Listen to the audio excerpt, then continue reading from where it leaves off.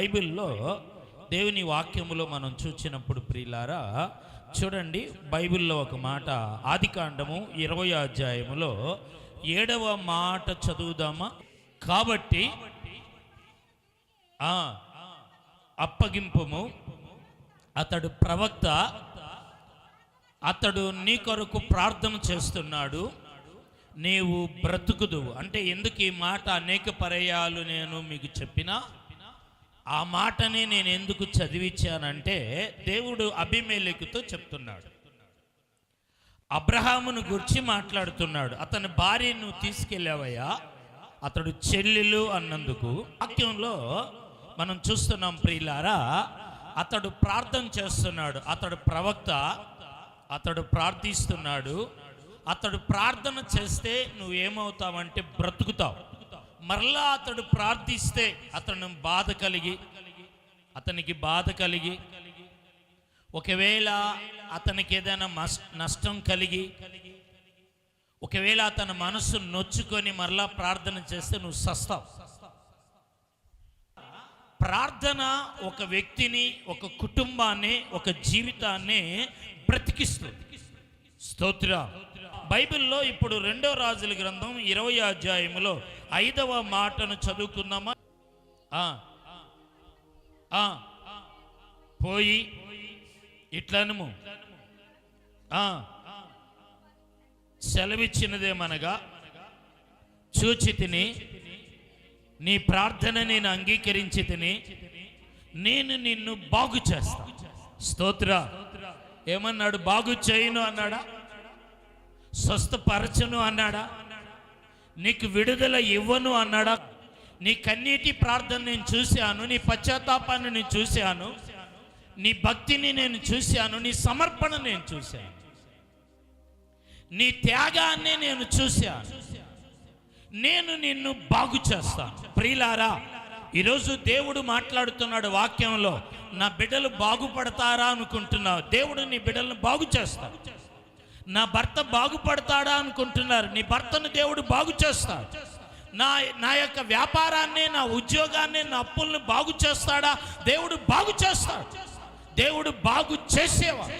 ఒకవేళ బాగు లేకుండా మీ జీవితాల్లో కృంగి ఉన్నట్లయితే నా దేవుడు ఏమంటున్నాడంటే, ఏ స్థితిలో నిరాశగా నిశ్చితిలో ఉన్నా నా దేవుడు బాగు చేసేవాడు. బాగా లేని దాన్ని మనం పక్కన పారేస్తాం, బాగా లేని దాన్ని మూలలో పడేస్తాం. బాగా లేని దాన్ని మనం ఏం చేస్తాం? ఇంట్లో 5గురు ఉంటే 5గురిలో ఒకళ్ళు తెలివి లేదనుకోండి, వాడిని దేవునికి సమర్పిస్తాం, సేవకు సమర్పిస్తాం. బాగా చదివేవాడిని అయితే ఉద్యోగానికి, బాగా తెలివి గలవాడిని అయితే, తెలివి లేనివాడు, చదవలేనివాడు, ఉద్యోగం లేనివాడిని ఎక్కడ పంపిస్తాం? అందరు చెప్పండి. ఒక్కొక్కళ్ళు అంటూ ఉన్నారు, మా చిన్నప్పుడు మేము చూసేవాళ్ళం, మా చిన్నప్పుడు సేవలు ఎదిగేటప్పుడు హాస్పిటల్లో ఉంటాడు వాడు, ఇవాళ రేపు అన్నట్టుగా ఉంటాడు. అప్పుడు అమ్మ మ్రోకరించి అమ్మి ప్రార్థన చేసేది, అయ్యా హాస్పిటల్లో నుంచి అటే తీసుకెళ్ళిపో బైబిల్ కాలేజీకి, ఇంక ఇంటికి కూడా వద్దు. ఎప్పుడు ఈ సమర్పణ? బాగలేనప్పుడు తీసి సమర్పిస్తాం మనం. కానీ దేవుడు అంటున్నాడు, మీరు ఎలాంటి పరిస్థితిలో దిగజారి చెడిపోయి నష్టపోయి, ఈరోజు దేవుడు నీతో చెప్తున్నాడు, మిమ్మల్ని ఆదరించే వాళ్ళు, సహకరించే వాళ్ళు లేరు, నష్టపోయారు మీరు, కృంగిపోయారు మీరు, పడిన స్థితిలో ఉన్నారు, బాగులేదు మీ పరిస్థితి, మీ కుటుంబ స్థితి బాగులేదు, మీ పరిస్థితి ప్రభావాలు బాగలేదు. నా దేవుడు అంటున్నాడు, ఈరోజు మీరు పశ్చాత్తాపడి మీరు కృంగిన స్థితిలో దేవుని వైపు చూస్తే నా దేవుడు మిమ్మల్ని బాగు చేస్తాడు. ఈరోజు నిలబెట్టిన వాళ్ళు చీకటి శక్తులతో కొట్టుమిట్టులాడుతున్నారు. నిలబడిన మీరు ఈరోజు మీ కుటుంబాలు ఏ స్థితి ఉన్నదో, ఏ పరిస్థితి ఉన్నదో, ఈరోజు 2వ రాజుల 20వ అధ్యాయం 5 ప్రకారంగా ఒక ప్రవచనాత్మకమైన మాటను చెప్తున్నాను. దేవుడు బాగు చేస్తాడు. మీ సంఘాలు కూడా ఆత్మల ప్రియులారా, మీ సేవని, మీ సంఘాలను, మీ పరిచర్యను దేవుడు బాగు చేస్తాడు. మన దేవుడు బాగు చేసేవాడు. స్తోత్రం. పక్కన వాళ్ళకి చేయించి చెప్పండి, దేవుడు బాగు చేస్తాడు, బాగు చేసే దేవుడు. మీకు 6:13 చదవండి ఇప్పుడు. కాబట్టి నీవు బాగుపడకుండా నేను నీ పాపములను బట్టి నిన్ను పాడు చేసి, వీళ్ళు సెల్లులో చెప్పేది రైటే, దేవుడు బాగు చేయడంటే అర్థమైంది, నీ పాపాన్ని బట్టి నువ్వు బాగుపడవు. బాగుపడకపోగా దేవుడు ఇంకా ఏం చేస్తాడు? నిన్ను, అందరు చెప్పాలి, ఏం చేస్తాడు? నిన్ను ఒత్తుతాడు, నిన్ను మొత్తుతాడు.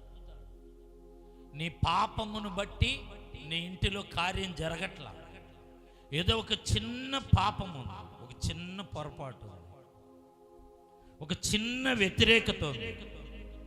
ఇన్నాళ్ళు దానిలో ఉంటున్నావు. ఈరోజు దేవుడు అంటున్నాడు కదా, చిన్న పాపాన్ని, చిన్న పొరపాటుని, ఆ చిన్న వ్యతిరేకతని నువ్వు సరిచేసుకో, నీవు తీసివేయదాన్ని. ఇంకా ఆ రొచ్చులో, ఇంకా బలహీనతలో, ఇంకా పాపములో నుండి ఈరోజు దేవుడు అంటున్నాడు, దానివల్ల అనేక మంది బాధపడుతున్నారు, అనేక మంది కృంగిపోతున్నారు, అనేక మంది నిరాశగా ఉన్నారు. దేవుని ఆత్మ ఈరోజు మాట్లాడుతూ ఉన్నది. ఈరోజు బాగుపడకపోవటానికి, బాగుపరచబడకపోవటానికి, ఈరోజు కృంగిపోవటానికి, నాకు చేతబడి చేశారు, చీకటి ఉంది, నాకు కలిసి రాలేదు అనుకోవటానికి కారణం ఎవరి మీద నెట్టబాగు? నీలోనే, మీలోనే ఏదో చిన్న పొరపాటు. మనం అనుకుంటాం ఇదేముందిలే, అదేముందిలే అని. పెద్దదైనా ఒకటే దేవుని దృష్టిలో, చిన్నదైనా. ఒక యాత్రికుడు ఆఫ్రికా దేశంలో నిజ సంఘటన జరిగింది. చాలా అతను ఒక అన్వేషణ, చాలా విషయాల్లో అతడు తిరిగి, అతడు ప్రియులారా గిన్నిస్ బుక్ ఎక్కాడు. చివరికి తాను ఏం చేశాడంటే, ఓ అరణ్యం, చాలా క్రిటికల్గా అరణ్యంలో చాలా పులులు, సింహాలు, ఎడారి, నీరు, రాళ్ళు, గుట్టలు ఉన్న ప్రాంతంలో వెళ్ళటానికి ఇన్ని రోజులు, ఇన్ని కిలోమీటర్లు ప్రయాణం చేయాలనుకొని అతడు ఏం చేశాడంటే, మంచి షూటు, కోట్లు ఇవన్నీ కూడా వేసుకొని, పాము కాటేసిన విషం దిగకుండా, పులులు పైన పడ్డా అది దాని చేతికి దొరకకుండా ఆయుధాలన్నీ తీసుకొని, బాగా షూస్ అంతా వేసుకొని ఏం చేశాడంటే ప్రయాణమే వెళ్ళాడు. అన్నిటిని తప్పించుకొని వెళ్ళాడు. తిరిగి అతడు ప్రయాణం ఎన్ని రోజులు పెట్టుకున్నాడో, సంవత్సరాలు పెట్టుకున్నాడో, అరణ్యంలో, సముద్రంలో, నదుల్లో, కొండల్లో, చాలా చీమలు దొరికిన చిట్టడవుల్లో, అలాగనే ముళ్ళు, పొదలు అన్నిట్లో వెళ్ళాడంట. ఎడారిలో కూడా వెళ్ళాడంట. సరే, వెళ్ళి వచ్చిన తర్వాత అతన్ని గిన్నిస్ బుక్ ఎక్కించారు. నువ్వు వెళ్ళి తిరిగి ప్రాణాలతో తిరిగి వచ్చావు. అయితే ఈ సంవత్సర కాలం లేక నెలల కాలంలో నీ ప్రయాణంలో, నీ మార్గంలో నీకు కష్టతరమైనది ఏంది?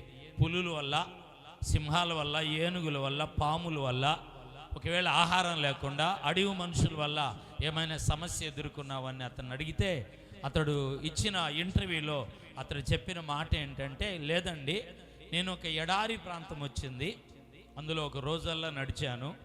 ఎడారి ప్రాంతంలో వెళ్ళేటప్పుడు నా కాళ్ళు కొంచెం ఇసుకలు దిగింది. అప్పుడు చిన్న చిన్న ఇసుక రేణువులు నా షూ లోపల సాక్స్లోకి వెళ్ళిపోయినాయి. అవి నేను నడిచి వెళ్తున్నప్పుడు ఆ చిన్న ఇసుక రేణువు ఆ లోపల షూలోకి వెళ్ళి ఏమైందంటే, అది ఆ షూకును నా కాలుకు మధ్యలో రాపిడయ్యి అది బాగా నా కాలును కోసేసింది. నేను చాలా బాధపడ్డాను అన్నాడు. సమస్య ఎదుర్కొన్నాను అంటే, చిన్న ఇసుక రేణువు, ఒక చిన్న మట్టి, చిన్న ఇసుక రేణువు. సంవత్సరాల ప్రయాణంలో అతడు ఇచ్చిన మాట ఏంటంటే, ఆ చిన్నది తన్ను ప్రయాణానికి చాలా కీడు.